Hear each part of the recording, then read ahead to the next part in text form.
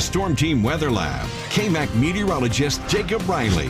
Well, good Monday morning, South Plains. We're tracking warm and windy conditions across the region this morning, but by tomorrow, all of our attention will turn to a severe weather potential. But let's go ahead and talk about today's forecast for you. We do have that critical risk of fire weather across the region once again today.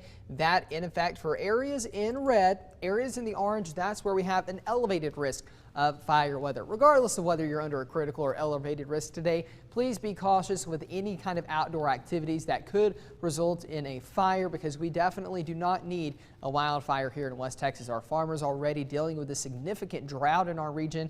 We don't need to add anything more to their plate. Winds out of the south and west expected to gust near 40 miles per hour today.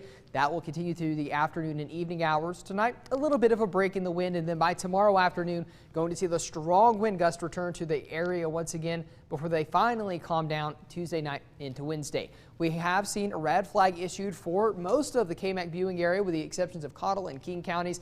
That runs until 9 p.m. Central Time, 8 p.m. Mountain Time tonight for the possibility of those fire weather conditions across our region. So now we're going to shift gears to tomorrow's forecast, because we are expecting some more showers and storms in our area. Our next storm system over northern California this morning, and that will begin to track our way over the next several days. What it's beginning to do this morning kind of set the stage for tomorrow, beginning to bring in some more of that monsoonal moisture from the northern Pacific Ocean. You can see all of the blues here showing up in western Texas, indicating an increased amount of moisture in our region. We're seeing those clouds out there this morning due to that here from our Overton East Live Sky View.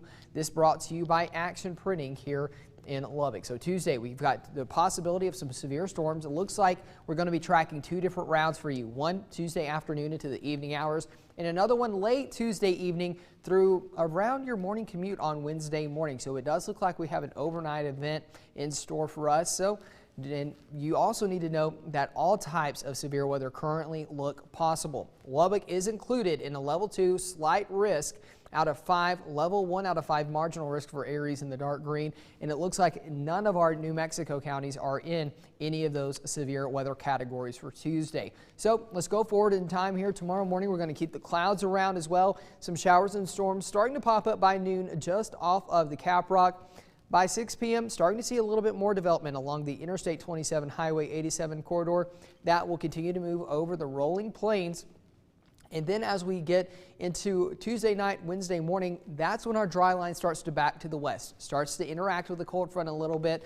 And that's when we are expecting more severe storms to develop, lasting all the way through around 8, 9 o'clock Wednesday morning. So this isn't going to be just an afternoon type of event. We're talking probably around 12 to 18 hours of the possibility of severe storms in our region. So round number 1, the first one here, 2 p.m. to 8 p.m. tomorrow is when that is expected to arrive. Round 2 will develop around 8 p.m. to 6 a.m. out west, closer to that 8 p.m. time frame, but then progressing on off to the east and eventually clearing our area by the afternoon hours on Wednesday. So the main categories that we're concerned with here are going to be hail and damaging wind. Really, hail for Lubbock looks to be the greatest potential. Unfortunately, could be as big as 2.5 to 3 inches in diameter. A few tornadoes are expected, and some localized flash flooding is expected as well.